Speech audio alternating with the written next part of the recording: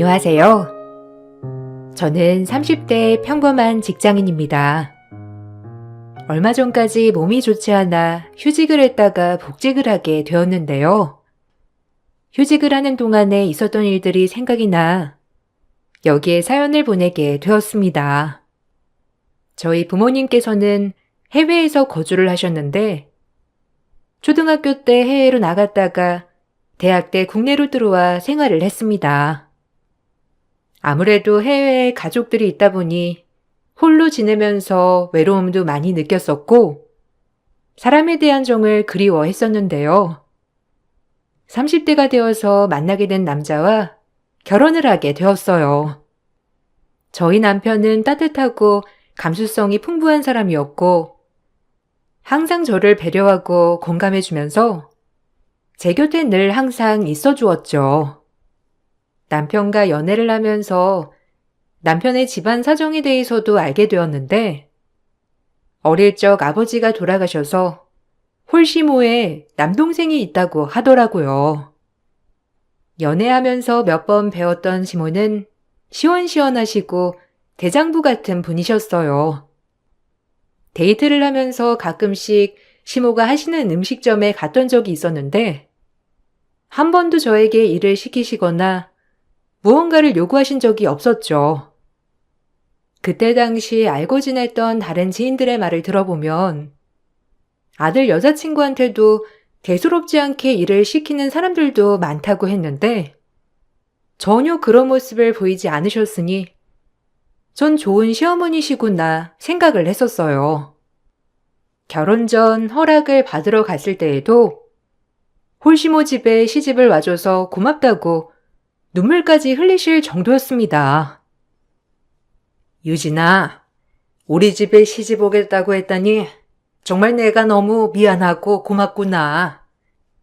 한소리 말로는 결혼식도 우리끼리 작게 하자고 했던데 다 우리 생각해서 결정한 일이니? 친정 부모님께서는 그래도 결혼식 올리는 걸 원하셨을 텐데 아쉽지 않겠어? 그래도 결혼식 올리면서 웨딩드레스도 입어보는 게 여자들이라면 로망 아니겠니? 우리는 괜찮으니까 너희 하고 싶은 대로 하렴. 아니에요, 어머님. 어차피 결혼식 올리려고 해도 저희는 여기에 친척들도 안 계시고 부모님만 오시게 될 텐데 굳이 크게 결혼식 올릴 필요는 없을 것 같아요. 저희끼리 간단하게 식사하고 혼인신고 하려고요. 한솔 씨도 그렇게 하는 게 좋을 것 같다고 하고 저도 그렇게 하는 게 좋을 것 같아요. 어머니 걱정하지 않으셔도 괜찮아요. 어머님 제가 부족한 부분이 있겠지만 예쁘게 봐주세요. 아유, 내가 예쁘게 보고 자시고 할 게 뭐가 있겠니? 너희들만 잘 살면 되지. 솔직히 홀시모라 우리 집에 시집 올 사람이 있을까 나는 내심 걱정했었는데 그래도 이렇게 좋은 며느리가 들어온다고 하니 나는 다른 거 바랄 거 없이 기쁘구나. 신혼집은 어떻게 하기로 했니? 그래도 신혼집 구하는 게 쉽지 않을 텐데 뭐 필요한 게 있으면 언제든지 편하게 말하렴. 괜찮아요, 어머님. 우선 한솔 씨 지금 지내고 있는 곳에서 신혼생활 하기로 했어요. 내년이나 내후년쯤에는 이사를 가려고요. 아직은 특별하게 필요한 건 없을 것 같아요. 지금 쓰고 있는 것들로도 충분해서 새로 사지는 않으려고요. 그러니 걱정하지 마세요. 한솔 씨랑 열심히 잘 살게요, 어머님. 걱정하지 마시고 잘 지켜봐 주세요. 결혼하고서도 자주 찾아뵐게요. 너희만 잘 살면 나는 아무 걱정 없어. 나는 신경 안 써도 된단다. 사돈 어르신들께 자주 연락드리렴. 한국에 같이 살고 계시는 게 아니니 더 걱정이 되시겠어. 나야 너희 옆에 있잖니. 그래서 보려면 자주 볼 수 있겠지만 사돈 어르신들은 그러신 게 아니니 궁금하고 보고 싶으실 거야.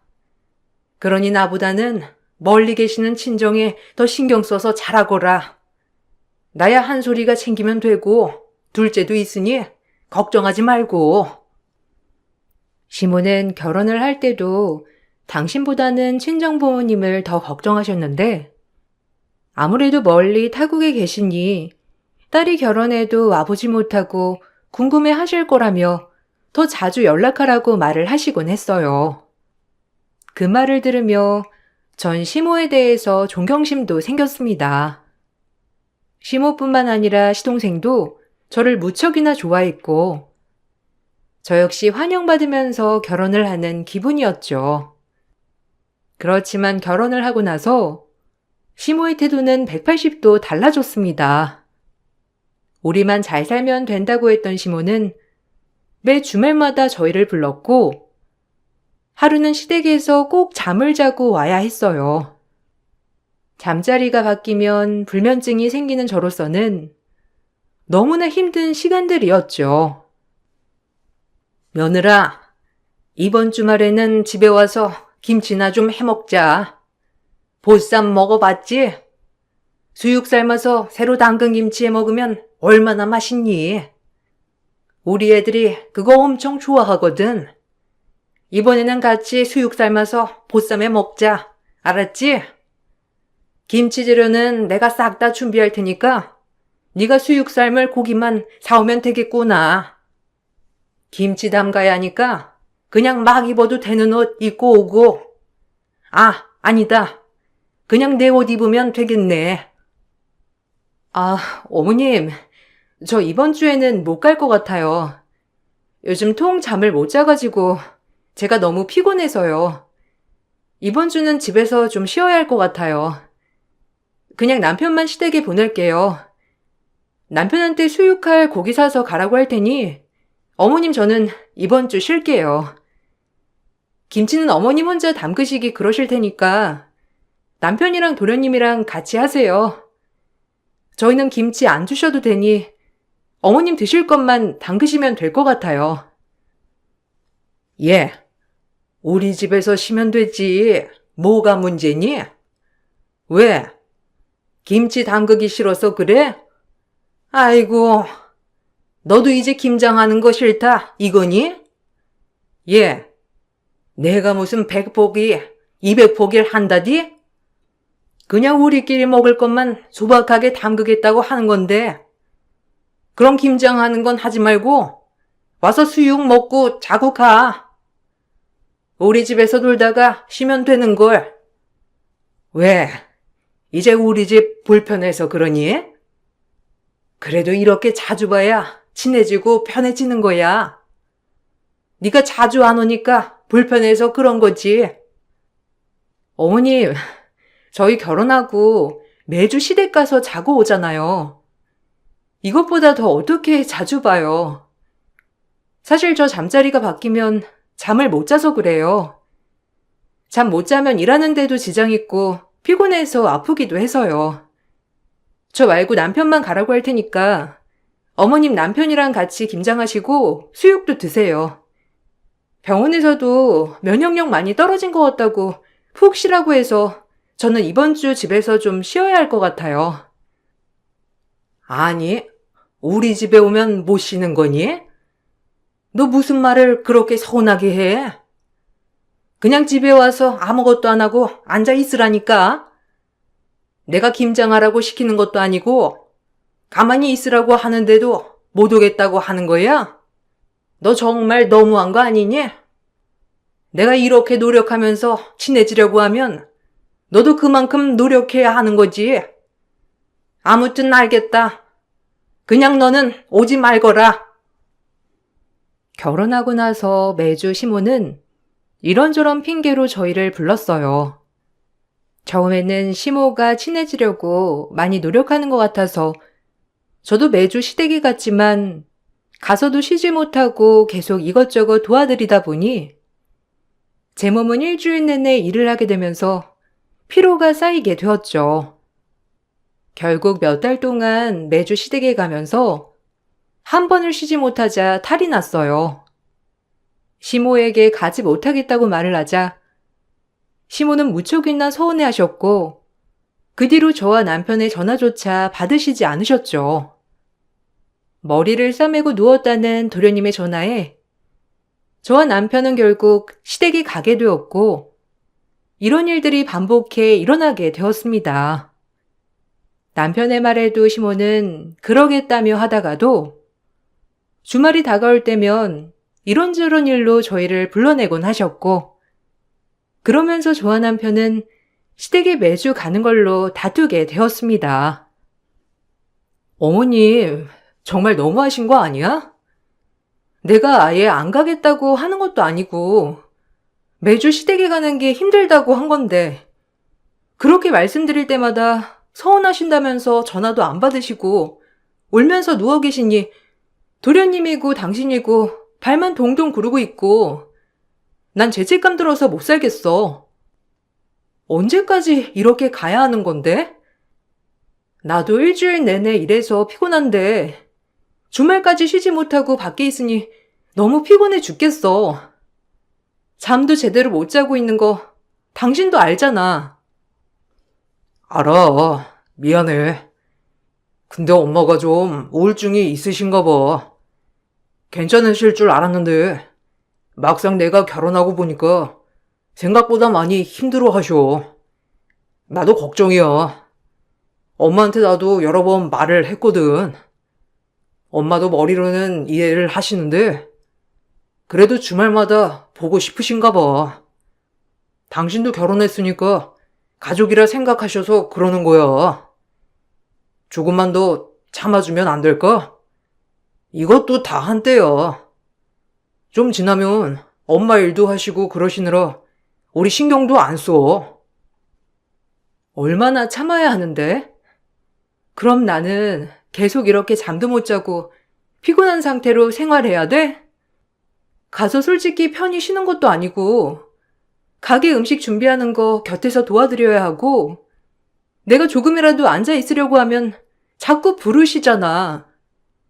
거기다가 방에 들어가서 누워있으라고 해도 자꾸 부르시고 나 쉬게 해주신다고 하시면서도 결국에는 못 쉬고 내가 다 도와드려야 하고 근데 당신은 또 방에 들어가서 누워있고 낮잠 자고 이게 뭐 하는 거야? 엄마가 내가 힘든 일 한다고 생각하셔서 그래. 당신은 그래도 앉아서 사무 업무 보는 거지만 나는 현장에서 일하는 거라서 엄마가 더 힘들다 생각하시나 봐. 거기다가 당신 우리 집에서 잠 제대로 못 자는 것도 자주 안 와서 그렇다고 생각하셔가지고 더 그러시는 거야. 미안한데 조금만 이해해줘. 엄마가 옛날 사람이라서 조금 고지식한 면이 있어. 나랑 동생이 많이 노력하고 있으니까 당신이 조금만 더 참아줘. 아, 우리 엄마 아빠도 옛날 분이셔. 나이로 따지면 우리 아빠가 어머님보다 더 나이가 많으신데 그렇게 생각하시는 거 한 번도 본 적 없는데 무슨 소리야. 어쨌든 나 좀 쉬어야 할 것 같아. 잠도 제대로 못 자고 있고 힘들어. 어머님이 부르시면 매번 갈 수 없어. 일주일에 한 번씩 매주마다 가다가는 내가 죽겠어. 당신 혼자만 가던지 그렇게 해. 나는 가끔씩만 갈게. 매주 부르시는 시모의 전화에도 저는 가지 않고 남편만 보내기 시작하니 시모는 점점 빈도수를 줄이기 시작하셨어요. 그렇지만 매주마다 전화해 잔소리하는 건 끊으시지 않으셨죠.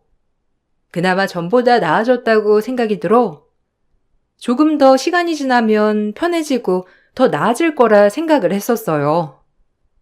시모와의 트러블로 정신이 없던 일이 조금씩 나아지고 있을 때쯤 시댁에 큰 사건이 터지게 되었죠. 바로 시동생이 사고를 친 것이었어요. 술자리에서 시비가 붙어 다른 사람과 싸우게 되었는데 그만 그 사람이 다치게 되는 일이 생겼습니다. 어마어마한 합의금이 필요한 상태였는데 시동생은 시모에게 말도 꺼냈지만 도와줄 수 없단 말만 듣고 우리를 찾아왔죠. 형, 어떻게 좀 안 될까? 당장 합의 못하면 나 진짜 큰일 나. 지금 회사에서도 모르고 있는데 벌금이라도 내면 나 회사 잘릴지도 모르는데 형 한 번만 도와주면 안 될까? 아, 그게 내가 그러려고 그런 게 아니라 갑자기 술 마시다가 시비가 붙어서 그런 거야. 형, 조금만 도와줘. 내가 나중에 어떻게든 갚을게. 합의금 안 주면 절대 합의 못 해준다고 하는데 어떡해? 아니, 너는 진짜 제정신이야? 우리 형편에 무슨 수천만 원 합의금을 줘. 그렇게 못해. 그냥 처벌받아. 엄마한테도 물어봤다며. 군대 돈 못 마련해 준다고 하신 거 아니야? 근데 왜 여기 와서 부탁을 해? 우리는 무슨 여유가 있어? 우리도 못 해줘. 그러니까 왜 밖에서 그런 사고를 쳐가지고 지금 이 난리야? 그렇게까지 해줄 것도 없으니까 가서 합의금 좀 낮춰달라고 사정을 하던지 알아서 해. 아, 형수님, 어떻게 안 될까요? 저 진짜 이번에 처벌받으면 회사 다시는 못 다니고 이거 소문이라도 나면 나중에 취업하는 것도 문제되면 어떻게 해요? 형수님, 한 번만 도와주세요. 제가 진짜 앞으로 정신 차려서 열심히 일해가지고 다 갚을게요. 형수님한테 다 갚을 테니까 한 번만 도와주시면 안 될까요? 아무리 합의하려고 해도 합의금 요구하는 대로 안 주면 안 해준다고 해요. 아, 너 진짜? 여보, 얘가 이렇게 사정하는데 우리 한 번만 도와주면 어때? 우리 내년에 이사 가려고 모아뒀던 돈 있잖아. 그리고 당신도 도와줄 수 있고 한 번만 도와주면 안 될까? 내가 앞으로 돈 갚는 건 꼬박꼬박 받을게. 그러니까 한 번만 도와주자. 얘 진짜 이번에 처벌받으면 정말 회사 다니는 것도 어렵고 나중에 힘들어질 수도 있어. 내가 보기에도 힘들 것 같은데 한 번만 도와주자. 뭐? 그 돈을 지금 깨자고? 우리 내년에 이사 가려고 모아둔 거잖아. 그거 그냥 깨버리면 내년에 필요한 것도 못 사고. 꼭 그렇게 해야 돼? 당신은 따로 모아둔 거 없어? 난 그 돈 깨고 싶지 않은데. 도련님은 모아둔 돈은 없으신 거예요? 저희가 무작정 도와드릴 순 없어요. 어머님이랑 남편이랑 저랑 도련님이랑 다 같이 모아서 해결해야죠. 형수님, 저희 집 사정 아시잖아요. 저도 그렇고 엄마도 그렇고 다 생활비에 쓰느라고 따로 모아둔 돈도 없고.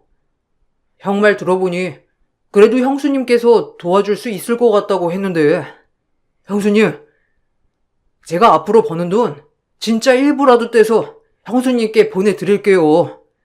한 번만 도와주세요. 엄마나 형이나 도와주고 싶어도 다 못 도와주고 있는데 형수님 한 번만 도와주시면 제가 나중에 배로 갚을게요. 그래, 얘가 이렇게까지 말하는데 한 번만 도와주자. 당신 내일 통장 그거 해지해서 보내줘. 내일까지 합의 안 하면 검찰로 넘어간다고 하니까 합의 빨리 해야 돼. 들어보니 그쪽에서도 합의금만 주면 마무리하겠다고 하는데 내가 더 잘할게. 내가 투잡이라도 띄워가지고 돈 메꿀 테니까 한 번만 도와주자. 시동생은 합의금을 마련하기 위해서 집으로 찾아왔지만 들리는 뉘앙스로는 이미 저에게 돈이 있다는 걸 알고 온 듯 싶었어요. 그때 당시는 찝찝하긴 했지만 그래도 급한 상황이라 시동생 합의금을 보태줄 수밖에 없었습니다. 다음에 원래 이사를 가서 가구나 가전을 사려고 모아두었던 돈이었는데 홀랑 합의금으로 써버렸죠. 그 이후 남편은 시동생에게 매달 꼬박꼬박 돈을 받아주겠다고 했지만 한 번도 돈을 받지 못했어요. 남편 말로는 시동생 월급이 많지 않아서 그렇다고 했지만 제가 보기에는 매일 술 마시러 나가고 비싼 물건들을 사는 시동생에게 말도 못 꺼내는 듯 싶었죠.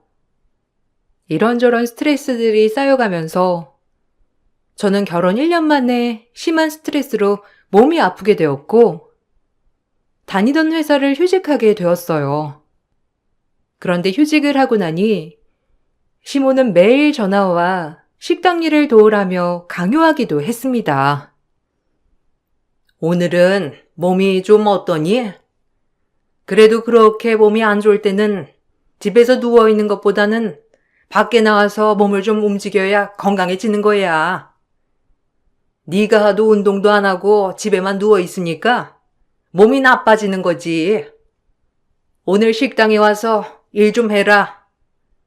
와서 할 일 그렇게 많진 않으니까 운동한다 생각하고 와서 일 좀 해.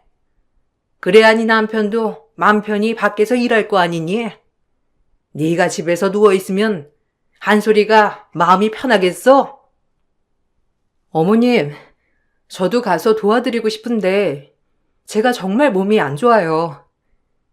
병원에서도 당분간 운동도 하지 말고 푹 쉬어야 한다고 했는데 어떻게 가서 일을 도와드려요. 다음에 몸 정말 좋아지면 가서 도와드릴게요. 근데 지금은 갈 수가 없어요.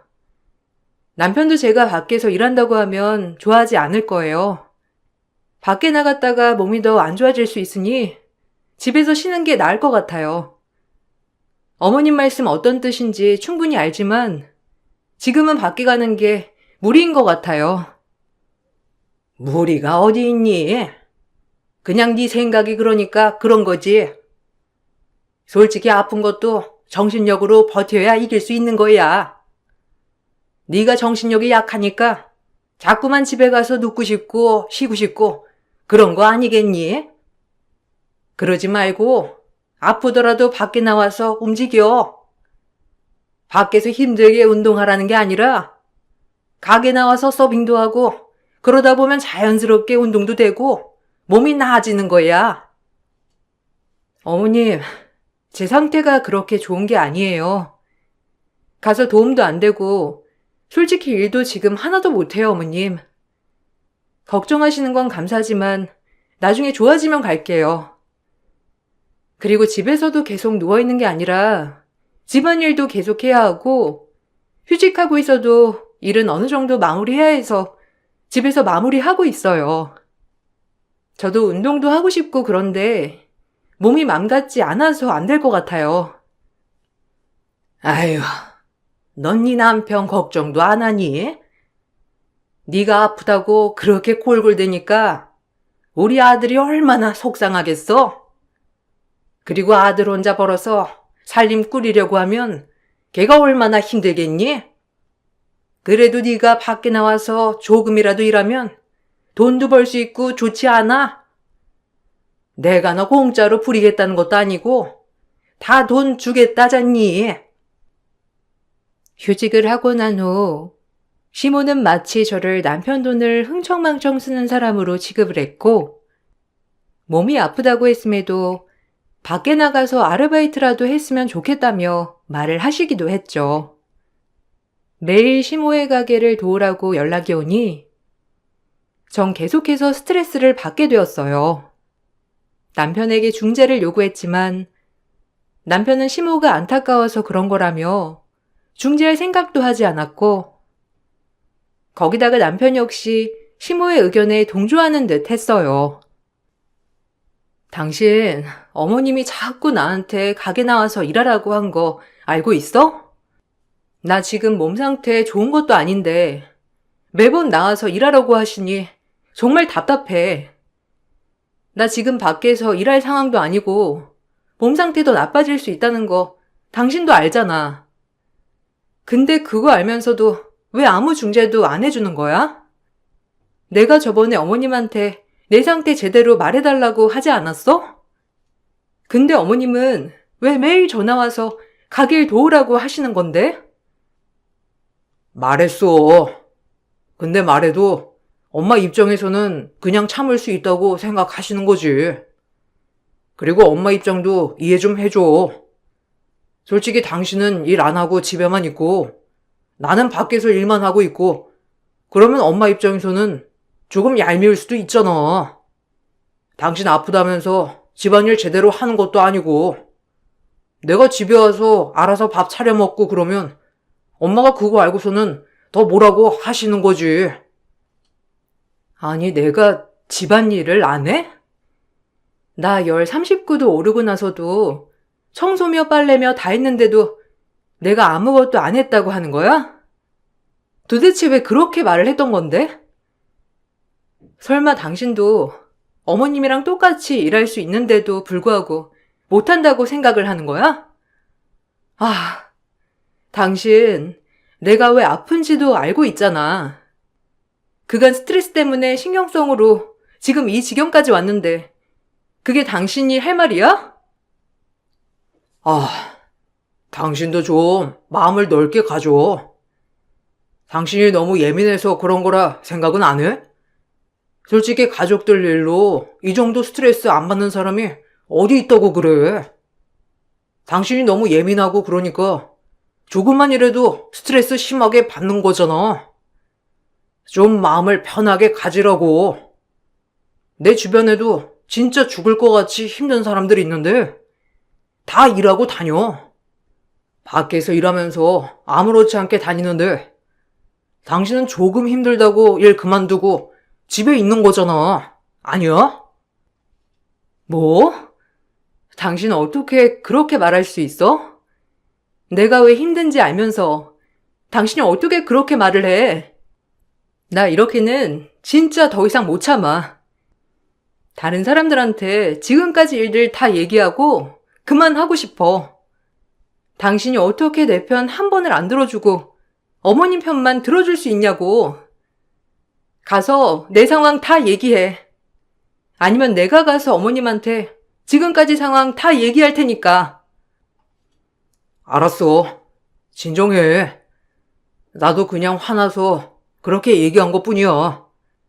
당신이랑 싸우고 싶지 않다고. 일단 진정하고 내가 엄마한테 잘 얘기할게. 가게로 부르지 말라고 얘기할 테니까 당신 좀 진정하고 있어. 알았지? 남편은 왜 그렇게 스트레스를 많이 받는지 모두 알고 있었지만 한 번도 시댁에 제대로 된 얘기를 하지 않는 듯 했어요. 저는 그런 남편에게 크게 실망을 했고 큰 싸움 이후 남편은 저에게 미안하다며 조금만 참아달라는 얘기를 했어요. 그 이후로 시모는 가게로 오라는 전화를 하지 않았고 저는 남편이 알아서 중재를 잘했구나 생각을 했습니다. 그렇게 몇 개월이 더 흘러 저는 오랜만에 동창회에 가게 되었어요.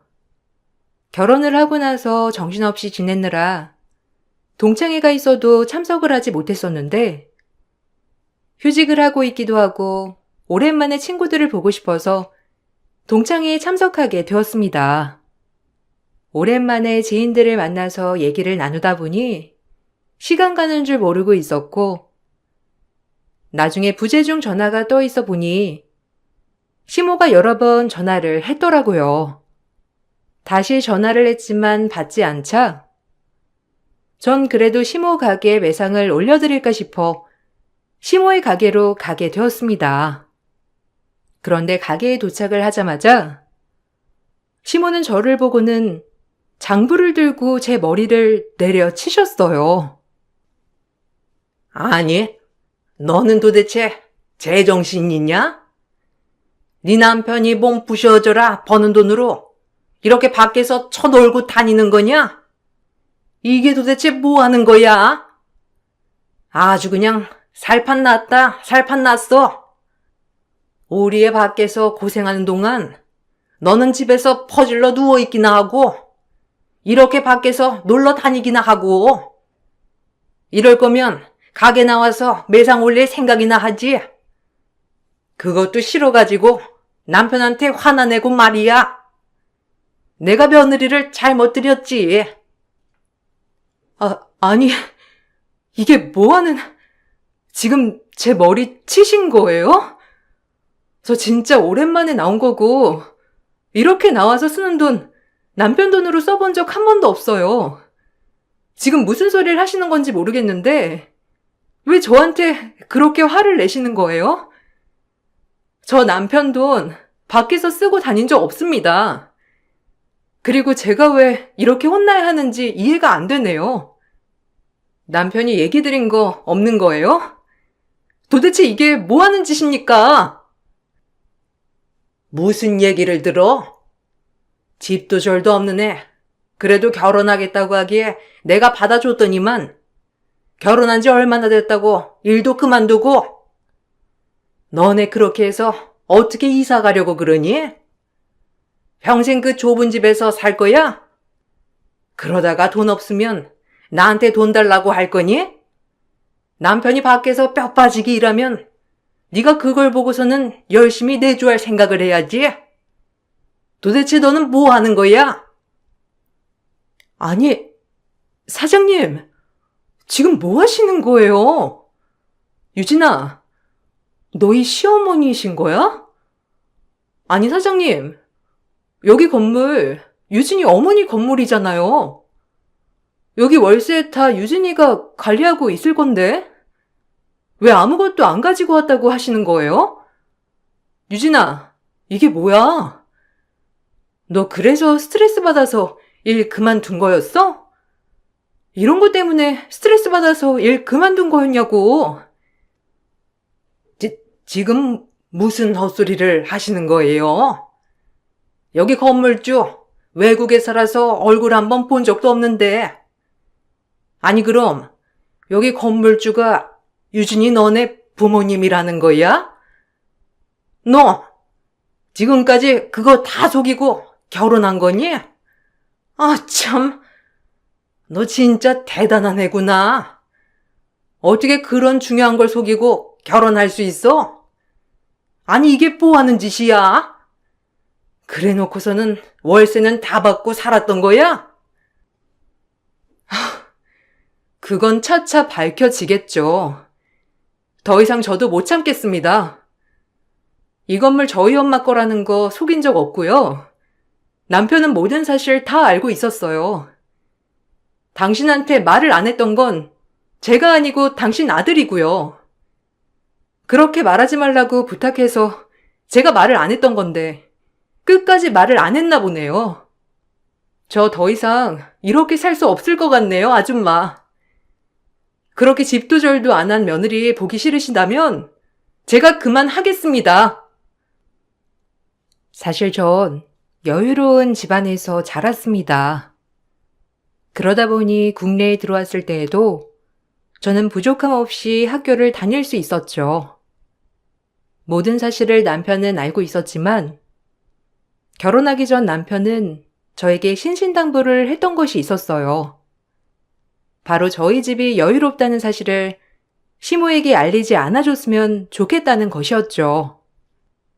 어릴 적부터 안 해본 일이 없이 다 해봤던 시모는 어렵게 두 형제를 키웠고 여유롭진 않지만 가게를 운영하고 있다는 사실에 자부심을 갖고 있던 분이시라고 했어요. 그렇지만 만약 자신과 결혼하는 사람이 차이나는 집안이라고 하면 시모는 기가 죽을 거라면서 저에게 티를 내지 않았으면 좋겠다고 당부를 했습니다. 처음에는 굳이 말하지 않아도 되니 좋다고 했지만 점점 시간이 지날수록 시모가 무시하고 어떻게 알았는지 시동생은 매번 돈을 빌려달라며 전화가 오는 통에 과도한 스트레스를 받게 된 것이었고 그로 인해 마음의 병이 생긴 상황이었어요. 이걸 모두 알고 있음에도 불구하고 남편은 아무런 중재도 하지 않았죠. 전 남편에게 이혼을 요구했고 거기에 당시 가게 CCTV, 동장들의 증언으로 출동한 경찰에게 시모의 만행을 신고까지 했어요. 그렇지만 남편은 자신의 상황을 전혀 이해하지 못하더라고요.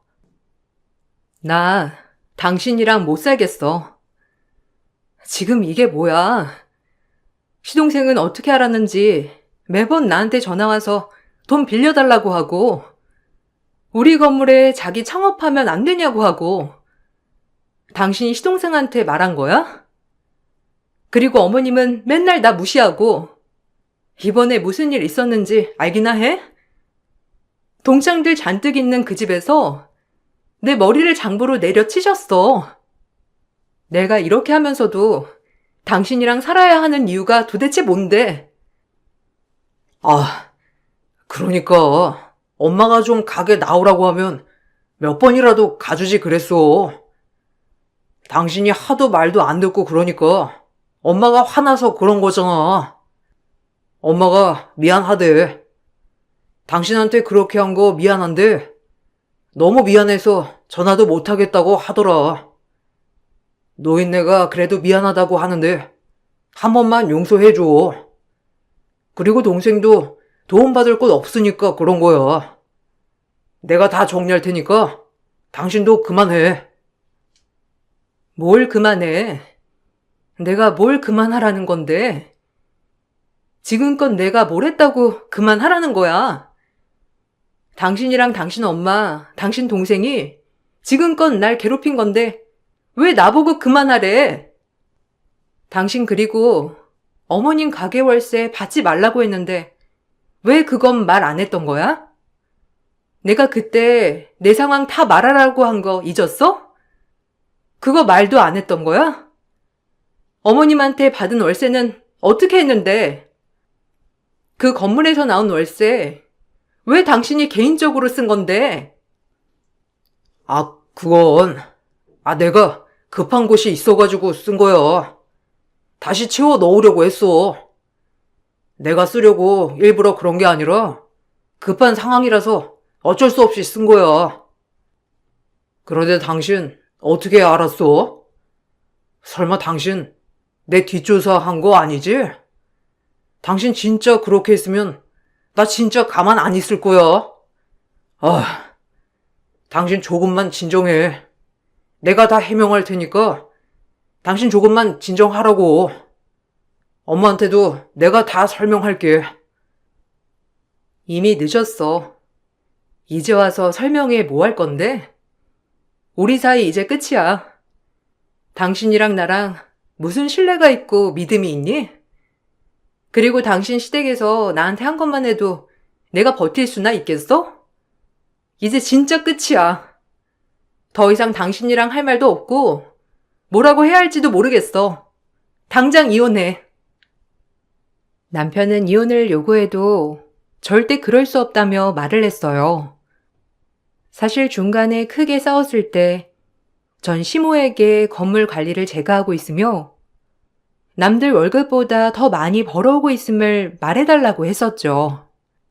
그렇지만 남편은 어쩐 일인지 시모에게 그 사실을 말하지 않는 듯 했고 거기다가 제가 아프면서 건물 관리를 제대로 하지 못하자 자신이 통장 관리를 해주겠다며 가지고 간 뒤 모든 돈들을 뒤로 빼돌려 쓰고 있었습니다.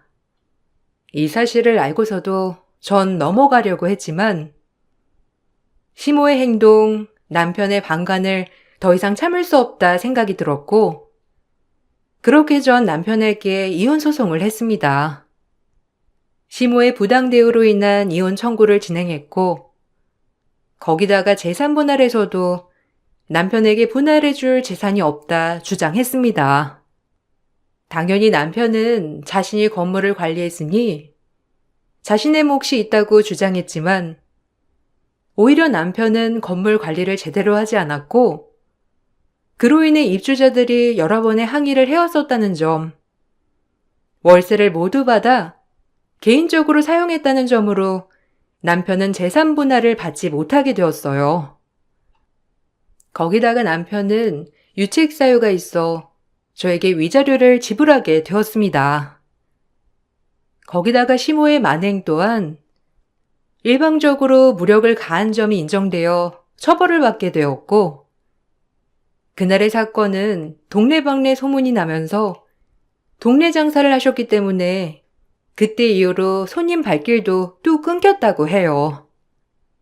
저는 그렇게 남편과 헤어지게 되었는데 헤어지는 과정에서 시모는 저에게 미안하다며 연락을 해왔지만 그것이 진심이 아니라는 것을 전 알았어요. 이혼이 확정되고 난 뒤 시모는 저에게 독서를 담은 메시지를 보내왔고 모든 사실을 알게 된 친정 부모님께서 시모 가게와의 계약을 연장하지 않으셨습니다. 그렇게 시모 가게는 문을 닫게 되었고 듣고 보니 아직도 사고치는 시동생 뒤처리와 시모까지 감당하느라 남편은 투잡까지 뛰면서 고생하고 있다고 하더라고요. 벌써 남편과 관계를 정리한 지 몇 개월이 지났는데 지금은 어느 정도 몸이 많이 회복되어서 다시 일을 시작하려고 복직을 준비하고 있답니다. 이번에 친정에서도 해외 생활을 정리하고 들어오신다고 하니 이제는 외로움 없이 잘 지낼 수 있을 것 같네요. 제 긴 사연을 들어주셔서 감사합니다. 여러분들도 항상 행복하고 든든한 사람들과 함께 하시길 바랄게요. 안녕하세요. 언제나 행복한 일만 가득할 거라는 믿음으로 살아가고 있는 이제 곧 60을 바라보는 여성이에요. 자식을 낳고 살다 보니 어느덧 이렇게 세월이 흐른지도 모르게 흘러버렸어요. 이 나이 먹으면서 별의별 일을 다 겪고 살았지만 한 가지 정말 큰 일을 겪게 된 이야기를 말씀드리려 합니다. 시부모님이 안 계시는 남편을 만나 뼈 빠지게 고생만 했고 남편에겐 나이 차이가 굉장히 많이 나는 남동생과 위로는 시누이 한 명이 있었습니다. 시누이가 동생들을 걷어먹여 키워 그런지 꽤나 기가 센 분이었어요. 내 동생 부모님 없이 자랐어도 자네가 무시할 리는 아니니 깍듯이 대접하고 살아. 혹시라도 시부모 없다고 우리 집안 깔보면 내가 가만 안 둘 줄 알아. 알겠지? 사랑받는 것도 자네에게 달렸고 미움받는 것도 자네에게 달렸으니 그리 알으란 말이야. 네, 시댁 부모님이 안 계시다고 제가 어떻게 이 집안을 무시하겠어요, 형님. 그런 걱정은 애초에 집어넣으셔도 됩니다. 뭐 그건 봐야 알겠지. 나 우리 동생들이라면 정말 애틋하니까 조금이라도 내 동생 무시하면 내가 가만 안 둘 줄 알아. 혹시라도 시부모님 없는 집이라고 제가 조금이라도 무시할까? 시누이는 초장이 저에게 기선제압을 하려고 했어요. 결혼도 하기 전에 제 기세부터 꺾으려고 하는 시누이를 보니 기분이 참 좋진 않았어요. 부모님이 없어서 그런가 보다 했고 부모님 없이 자란 것이 딱하고 안쓰러워 남편네 집안의 모든 걸 맞추고 살았답니다. 행여나 조금이라도 제가 무시한다고 생각할까봐 오히려 더욱더 깍듯이 대한 것도 사실이고요. 하지만 그런 형님은 절 그렇게 탐탁치 않아 했는데 때리는 시어머니보다 말리는 시누이가 더 밉다고. 시어머니는 안 계시지만 시누이의 시집살이는 날이 가면 갈수록 더욱더 심해졌거든요. 하지만 그런 시누이가 결혼을 한다고 하게 되었고 시누이와 단둘이 살던 도련님은 졸지에 오갈 데가 없어지게 되었습니다. 그래도 승관이 내가 거두던 동생인데 내가 책임져야지. 당신이 좀 받아주면 얼마나 좋아. 애가 공부도 잘하고 영리하니 손 갈 게 없다니까. 우리 먹는데 밥숟갈 하나만 더 얹으면 되는 걸 그렇게 안 된다고 할 게 뭐야. 그래도 내 막내 동생인데. 내가 왜 부양을 해야 해? 당신이랑 결혼하는 건데 당신 동생까지 거들 필요는 없잖아. 아님 이 결혼 없던 걸로 해. 우리 집에 들어와서 시부모님 모셔도 시원찮을 판에 당신 남동생을 나보고 책임지라는 거야? 학교 졸업도 해야 하는데 학비는 어쩔 거야? 가뜩이나 부모님 안 계시다고 우리 부모님들이 당신 탐탁지 않아 하는데 혹 하나 데리고 들어왔다고 생각하면 가만 두시겠어? 방을 얻어주던지 아니면 당신 동생 내보고 거두라 그래. 시집가는 누이한테 빌붙는 건 진짜 아니다. 난 안 된다고 딱 말했다. 아, 그럼 어떡해. 내 동생 길거리에 나 앉으라 그래? 나도 짐덩어리 귀찮아 죽겠어. 그래도 어떡해? 내 동생인데. 이럴 땐 우리 부모님이 원망스러워. 하필 나한테 이런 짐덩이를 얹어줄 게 뭐람? 아우, 짜증나. 나도 속 시원히 편히 살고 싶다. 밖에서 시누이와 시누이 남편 될 사람이 시동생의 거취 문제를 두고 다투는 모습을 목격하게 되었고, 저 역시 난감했지만 안타깝게 시동생이 그 이야기를 전부 들어버리게 되었습니다. 저와 눈이 마주치고 애써 아무렇지 않은 척 한다는 게 마음이 아프더라고요.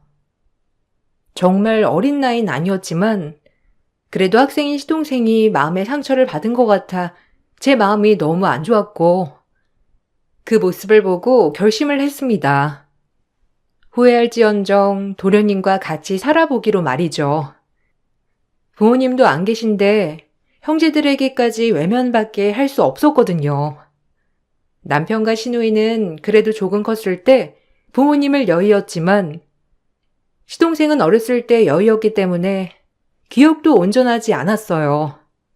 그런 시동생이 세상에 혼자라고 느껴질까봐 마음이 정말 많이 쓰이게 되었고 그런 시동생을 거두기로 마음 먹었죠. 저희가 도련님이랑 같이 살도록 할게요. 뭐 밥숟갈 하나만 더 얹으면 되고 도련님이야 워낙 싹싹하니 손 갈 게 없겠죠. 어머, 그럴래? 잘 생각했어.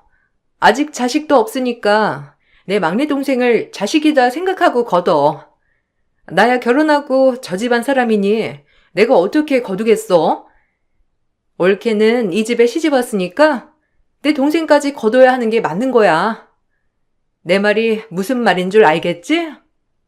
그래, 진작 이렇게 할 걸 그랬다. 이게 맞는 거지. 올케가 시동생 뒤치다꺼리 하는 게 맞는 거야. 해결됐어, 이제. 네, 걱정 마세요. 여유 있지 않아서 도련님이 하고 싶은 거 뭐든 다 해주진 못하지만 그래도 최대한 뒷바라지 할게요. 형수님, 감사합니다. 그래도 제가 염치 없이 그 집에 들어가서 사는 게 맞나 싶어요. 혹시라도 형수님 불편할까봐 말이죠. 뭘 그런 걱정을 해. 내 집이다 생각해야지. 눈치 볼 거 전혀 없어. 올케, 혹시라도 올 동생한테 눈치 주면 가만 안 둘 줄 알아? 전혀 그런 생각 안 하셔도 돼요. 저 역시도 그냥 남동생이다 생각할 테니 도련님도 저 편이 누나라고 생각해 주시면 될 것 같아요. 시누이는 본인이 거두지 못한다는 죄책감보다는 오히려 제가 거둔다고 하자 당연히 해야 하는 도리라며 쏘아붙였어요. 생색을 내려고 하는 건 아니었지만 시누이의 저런 발언들이 참 우스웠고 본인은 동생을 짐처럼 여기면서 저에게 당당하게 맡기는 꼴이 참 기가 막혔거든요. 그래도 다행인 건 시동생은 저를 참 친누나처럼 잘 따랐고 저 역시 친동생처럼 잘 지냈어요. 워낙에 예의가 바른 시동생이었기 때문에 말할 건덕지가 없었고 오히려 남편과 싸우고 마음이 안 좋은 날엔 시동생에게 하소연도 하고 시동생이 절 많이 위로해 주었습니다. 시동생과 형수 관계가 아닌 정말 친남매 같은 생각이 들었어요. 형수님, 제가 나중에 꼭 잘 돼서 형수님한테 좋은 옷 한 벌 사드릴게요. 맨날 맛있는 도시락 싸주셔서 감사합니다. 에이, 이런 게 뭐라고. 뭐 드시고 싶은 거 있으시면 말씀하세요. 솜씨는 없지만 그래도 최대한 흉내 한번 내볼게요. 형수님 솜씨면 믿고 먹을만 하죠. 친구들도 제 도시락만 뺏어 먹는걸요. 항상 맛있게 해주셔서 감사합니다, 형수님.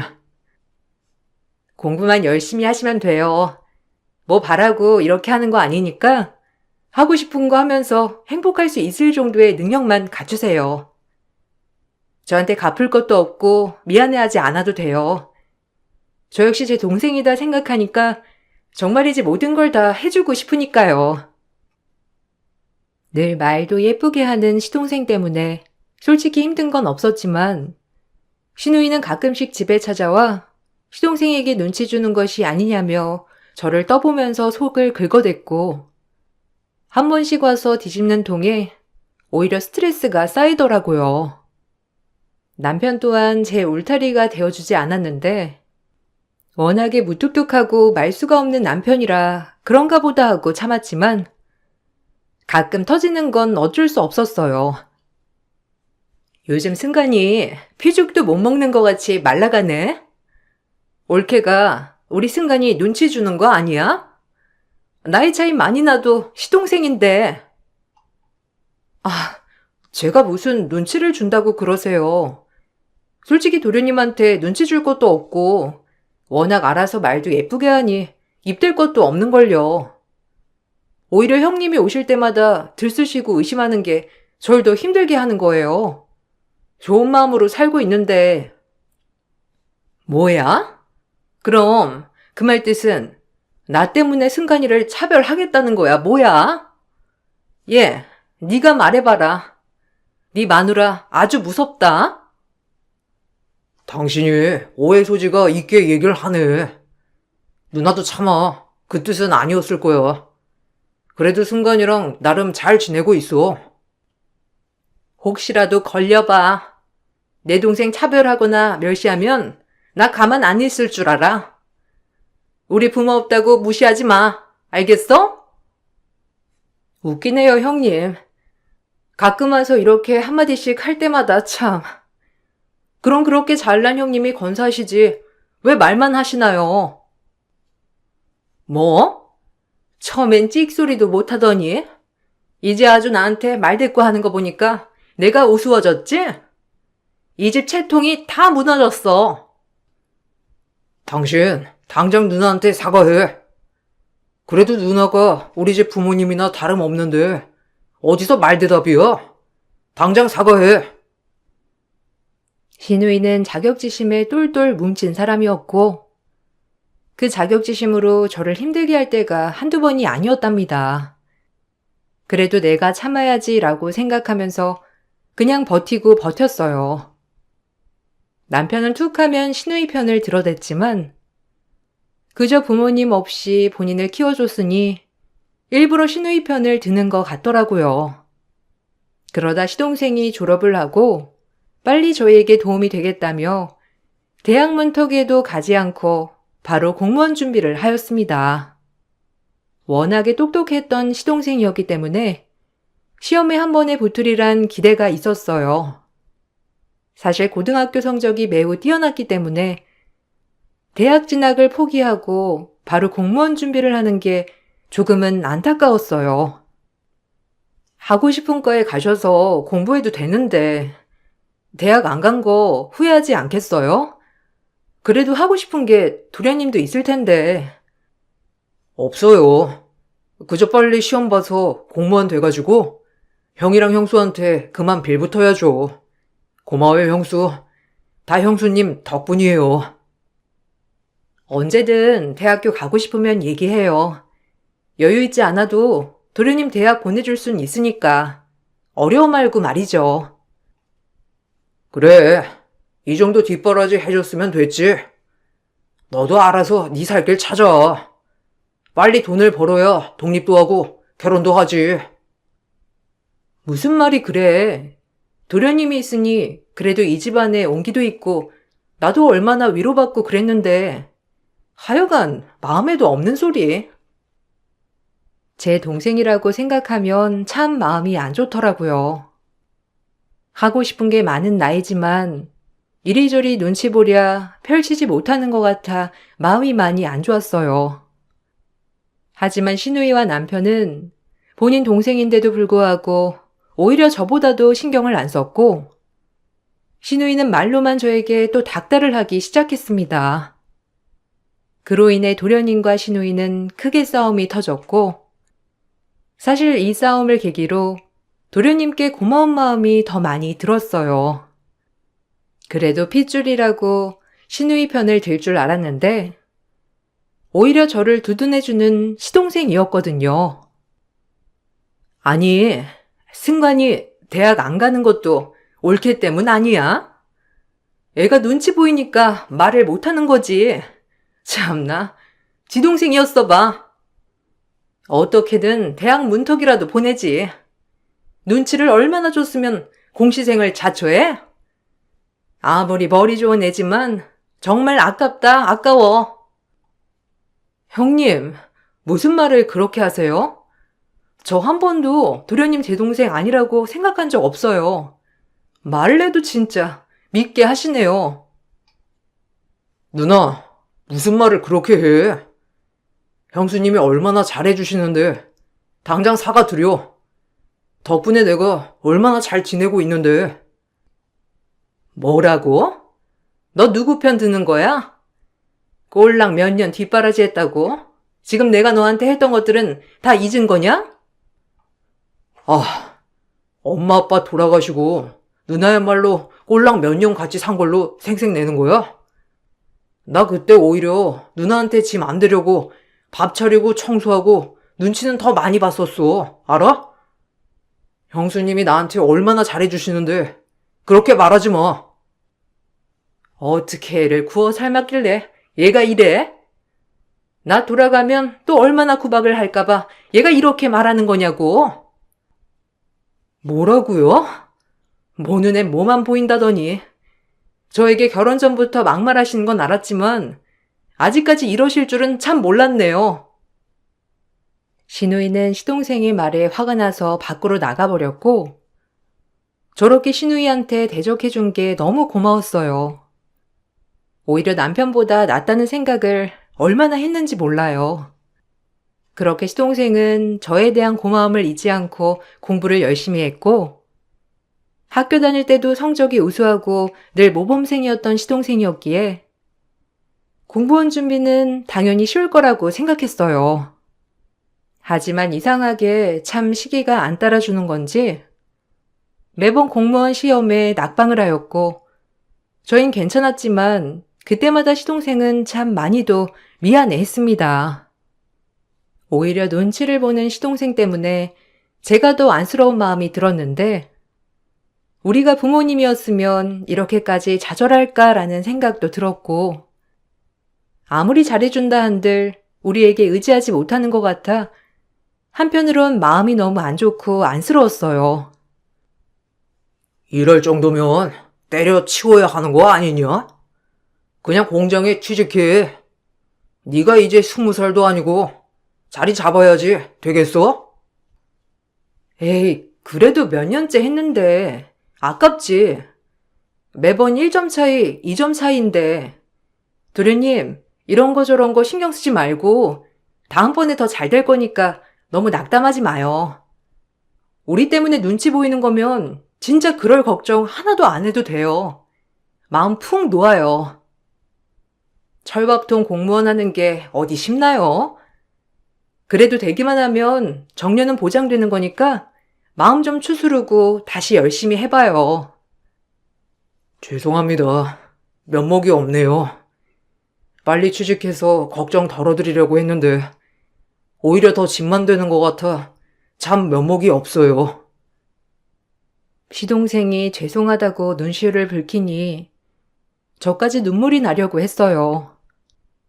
그럼에도 시동생은 그 후 몇 번이나 또다시 실패의 고배를 맛봐야 했고 횟수로 7년째 공시생을 하고 있었답니다. 이쯤 되니 저 또한 조금은 지쳤는데 그럼에도 나중에 혹시나마 제가 상처를 주면 제 마음이 후회가 갈까 싶어 시동생에겐 절대 티를 내지 않았어요.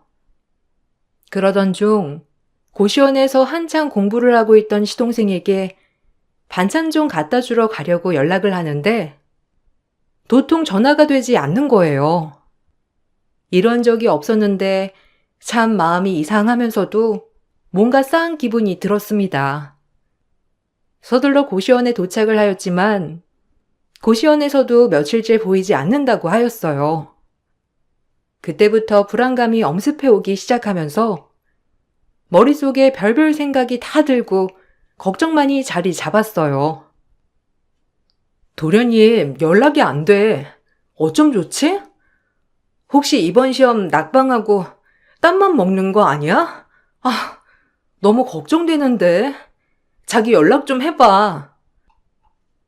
아이, 그놈 어디서 술이나 퍼먹고 있겠지. 지가 사람이냐? 7년이면 붓고도 남았겠다. 머리 좋은 놈이 미련하게 맨날 떨어져. 그렇게 안일하게 얘기하지 말고.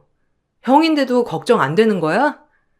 내가 이렇게 걱정되는데 참 너무한다. 얼른 연락해봐.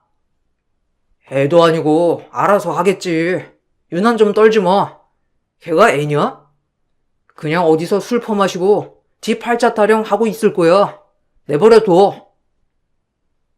오히려 아무렇지 않은 남편을 보니 더 답답했고 조금의 시간이 지난 뒤 제 우려는 현실이 되었어요.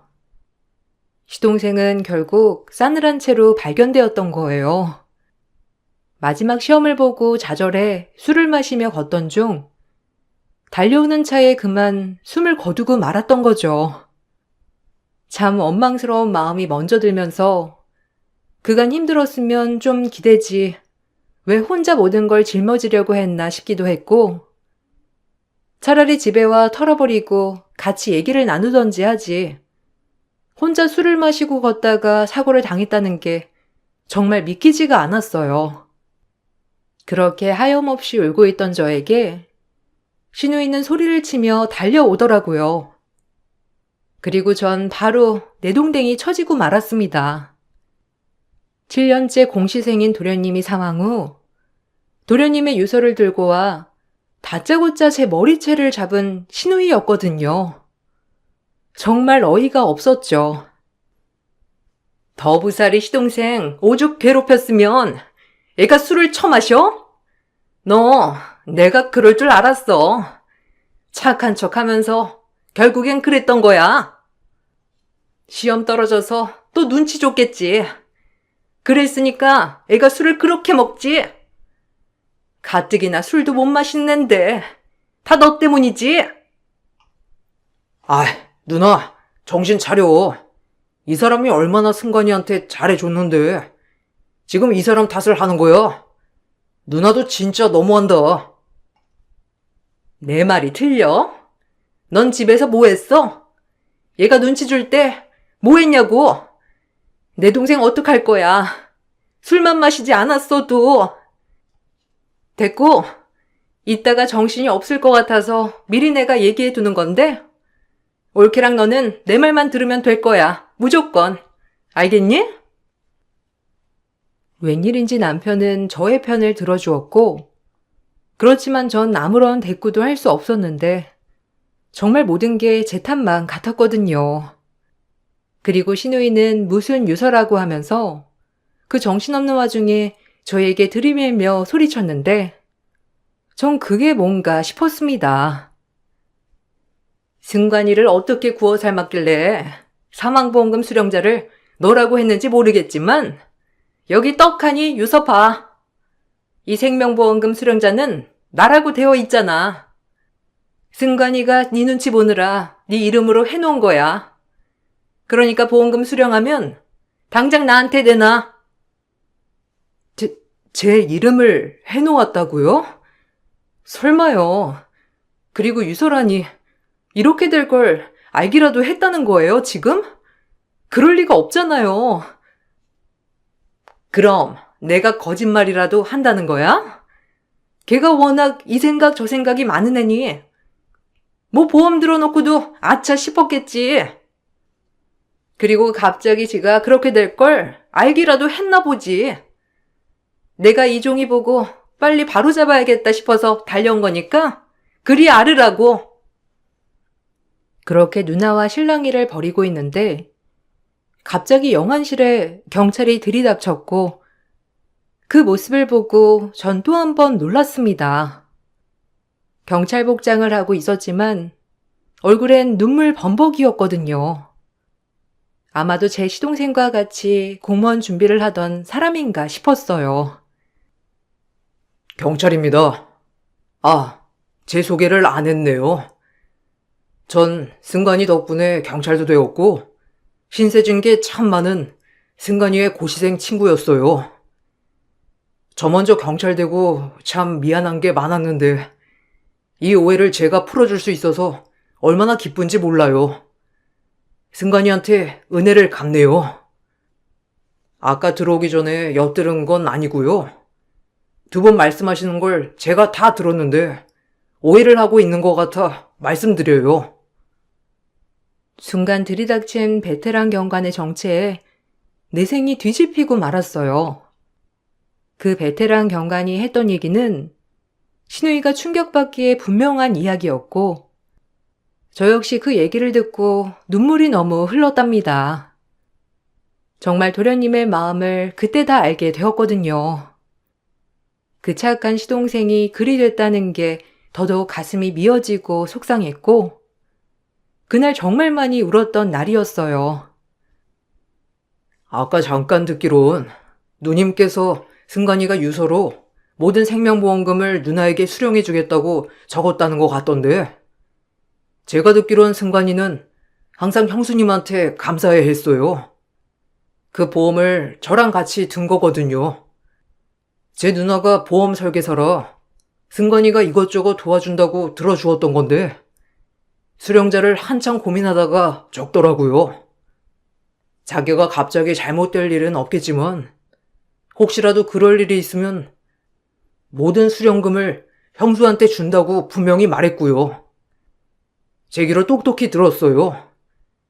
저희 누나가 보험 설계사기 때문에 확실합니다. 정말 어려운 형편에도 보험을 들어준 거였거든요. 그런데 유서는 말도 안 되죠, 정말.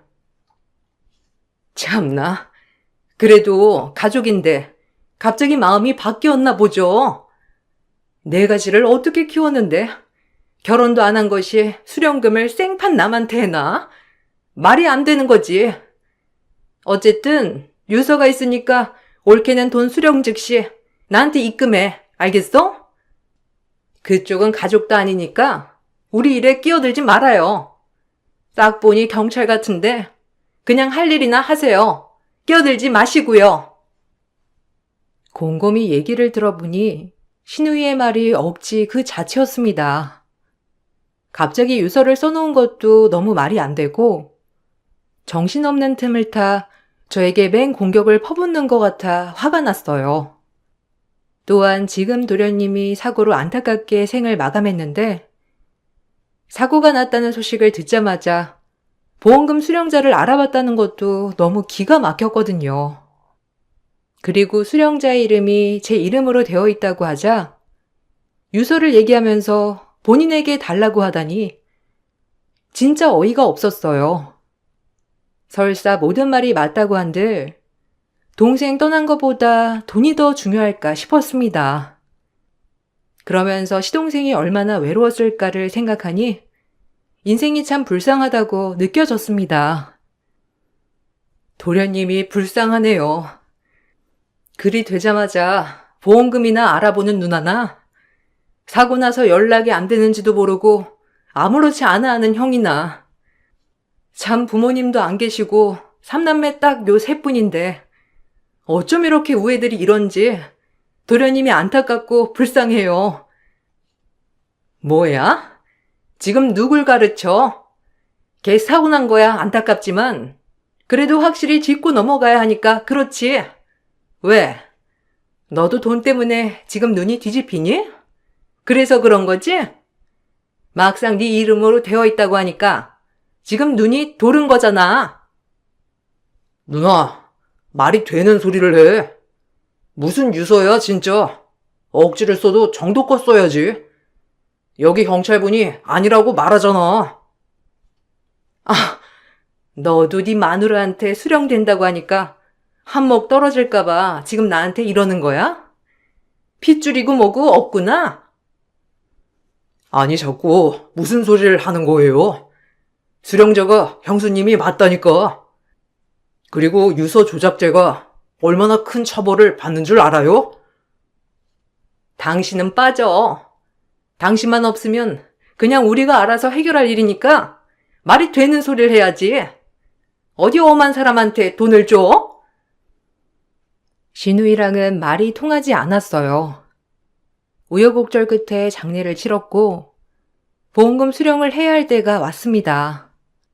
돈 욕심이 난 것은 아니었지만 그 경관이 했던 얘기처럼 신우이의 말을 믿을 수가 없더라고요. 전 도련님의 방에 가서 그동안 도련님이 썼던 공책들을 살펴봤고 신우이가 가져온 유서와 필적이 다른 것을 느낄 수 있었습니다. 그 경관이 말이 맞다면 신우이는 정말 괘씸하다라고 느껴졌고 전 그렇게 보험금을 포기하지 못한다고 선언하면서 결국 신우이와 법적 공방을 다툴 수밖에 없었습니다. 이제 본색을 드러내는구만. 몇 년 뒷바라지 한 거 가지고 네가 그 돈을 수령해? 정신 빠진 것 같으니라고. 걔가 잠시 판단을 잘못해서 네 이름으로 써놨나 본데 여기 유서가 있대잖아. 어떻게 주제도 모르고 그 돈을 가로채려 그래? 필적이 매우 다르네요. 도련님 공책이랑 비교해보니까 어디 한번 법으로 해보자고요. 도련님이 안타까워서 저 그 돈 포기 못하겠는데요? 막말로 도련님한테 뭐 하나 제대로 해준 것도 없으면서 돈만 탐내는 꼴이란 진짜 역겨워요. 이게 말이면 단 줄 알지? 아주 돈에 눈이 멀어 신우이도 안 보이는구나. 야, 너 마누라 교육 똑바로 못 시켜? 이 사람 말이 다 맞잖아. 승건이가 이 사람 앞으로 해놨다는데 왜 누나가 그 돈을 탐내냐고. 참나 웃겨 아주. 너까지 지금 네 마누라 편드는 거야? 아주 내가 어렸을 때부터 걷어 먹인 것들이 감히 내 뒤통수를 쳐? 기가 막혀. 돈 앞에 장사 없다더니 남편은 재판에 앞서 제 편을 많이 들어주었습니다. 그리고 재판이 시작되었고 결국 경찰 조사가 들어갔는데 필적 감정이 들어가자 보험금 수령자는 저일 수밖에 없었어요. 너무나 당연한 결과였지만 그 경찰만 나타나지 않았다면 신우이의 말에 그냥 신우이에게 보험금을 양보했을 거예요. 도련님 사망보험금을 이렇게까지 하고 싶지 않았거든요. 그런 저의 성격을 신우이는 정말 잘 알았기 때문에 그렇게 유서를 조작했던 거였고 결국 신우이는 벌금형을 선고받았어요. 동생이라곤 평생 도움도 안 되는 놈. 수령자가 형수? 참나 기가 막혀. 내가 지한테 어떻게 했는데 감히? 아휴. 어디 한번 그 돈으로 잘 먹고 잘 살아봐. 내가 얼마나 잘 사는지 두 눈 뜨고 똑똑히 지켜볼 거니까 그리 알으라고. 본인 동생 잘못된 게 얼마나 마음 아픈 일인데 눈물 한 방울 흘리지 않고 돈에 놀아나는 꼴이란 아주 무섭네요, 정말. 동생 걱정보다 돈 걱정에 유서 조작까지 해서 내 머리채까지 잡고 안타까운 도련님 사고를 당신이 조작하는 바람에 하마터면 도련님이 보험 사기를 쳤다고 뒤집어 쓸 뻔했다고. 이건 내가 도련님 대신 주는 벌이에요. 도련님이 생전에 얼마나 많은 눈치를 받았는지 제가 다 들었으니 이건 벌입니다. 정 그냥 가려는 신우이를 붙잡고 뺨을 날렸습니다. 평생 저희 집에 오기 전까지 도련님에게 눈치를 많이 주었다는 걸 알았기 때문이죠. 도련님이 이때부터 가족들에게 마음 붙이지 못하고 살았으니까요. 그리고 신우이는 제 한 방에 나가 떨어졌고 소리를 지르며 땅을 치더라고요.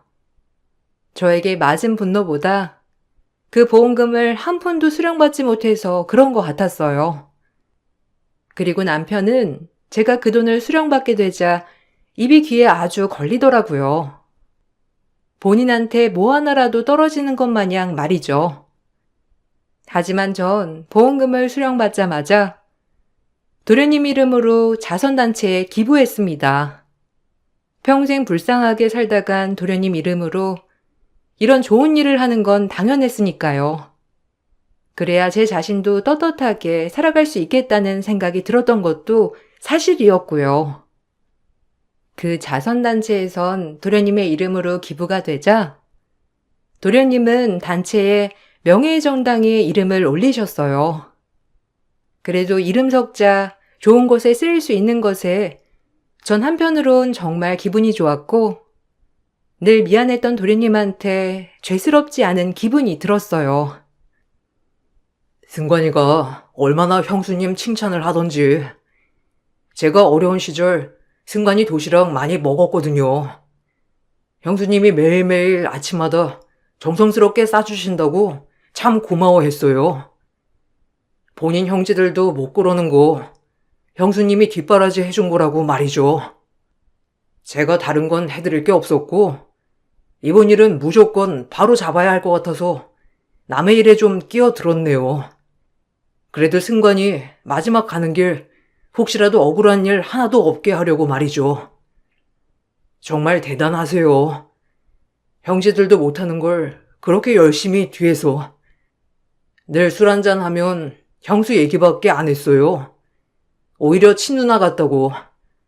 형이랑 누나는 눈치를 그렇게 주는데 그 집에 살면서 마음이 정말 편했대요. 참 그 얘기 듣는데 승관이가 어떻게 살았는지 눈물이 앞을 가리더라고요. 정말 대단하십니다. 제가 뭐 한 게 있다고요.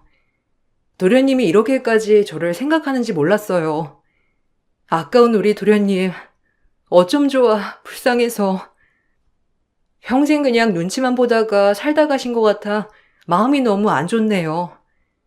그냥 이제는 마음이 좀 편해지셨음 해요. 이미 다 하셨는걸요. 승관이는 떠나기 직전까지도 형수에 대한 고마운 마음만 품고 갔을 거예요. 그러니 오죽하면 보험금 수령자를 형수님으로 해놓았겠어요. 그러니까 너무 그렇게 죄책감 갖지 마세요. 정말 대단하신 분이니깐요. 제가 도련님의 사망보험금을 자선단체에 기부하자 남편은 길길이 날뛰었고 저에게 미쳤냐며 윽박을 지르기도 했지만 차마 그 돈을 아무렇지 않게 쓰지 못하겠더라고요. 그래도 뭐 하나 도련님 이름으로 좋은 일을 꼭 하고 싶었거든요. 돌았냐? 내가 이러라고 네 편 들어준 줄 알아? 아니 그 아까운 돈을 왜 기부해? 왜? 기부하려면 나한테 할 것이지. 하여튼 미련하다. 그러니까 평생을 그렇게밖에 못 살지. 너 진짜 두고두고 내가 생각날 때마다 아주 괴롭힐 거야. 당신 그렇게 억울하면 이혼해. 안 말려. 나도 당신처럼 피도 눈물도 없는 사람이랑 더 이상 엮이기 싫으니까. 어쩜 누나랑 당신은 똑같냐? 지 동생 생각 1도 안 하고 그저 돈 돈 돈. 당신네 부모님이 얼마나 막내 아들이 안쓰럽겠어. 그렇게 그 돈을 기부한 게 억울하고 화가 나면 이혼해. 안 말려. 나도 당신이랑 이혼하는 거 겁 하나도 안 나니까 당장 해. 제가 이혼하자는 말에 남편은 아무 말도 하지 못하였고 그렇게 돈을 기부하니 제 마음이 참 편하더라고요. 도련님도 이렇게 하는 걸 바라셨을 것 같았고 오히려 제가 이럴 줄 알아서 수령자 이름을 저로 했던 것 같기도 합니다. 지금은 시간이 굉장히 흘렀어요. 남편이랑 이혼은 하지 않았지만 그냥 여느 부부처럼 다투기도 또 잘 지내기도 한답니다. 아무래도 아이가 있으니 이혼이 쉬울 수 있겠나요? 그날 일을 계기로 그래도 남편도 정신을 좀 차렸는지 조금은 다정해진 것 같기도 해요. 그래서 제 인생 이게 내 팔자련이 하고 살고 있어요. 부부가 뭔지 참 연이 쉽게 끊기지 않더라고요. 물론 신우이랑은 그 사건을 계기로 안 보고 살고 있지만 들리는 소문에는 허영심만 많고 본인밖에 모르는 신우이는 아이가 생기지 않아 이혼을 하여 혼자 살고 있다고 했어요. 전 지금은 아이와 남편 이렇게 평범한 가정에서 지내고 있지만 시동생 기일이 될 때마다 착하고 제 동생 같았던 시동생을 생각하면 아직도 눈물이 참 많이 흐른답니다. 평생 진짜 가족보다 절 위해주었던 도련님이 아마 저희 가족이 잘 지내는 모습을 보고 계시다면 웃음을 짓지 않으셨을까 해요. 오늘 이 글을 쓰다 보니 정말 착했던 도련님이 많이 생각이 나네요. 도련님을 추억하며 글을 마쳐볼게요. 그럼 읽어주셔서 감사합니다.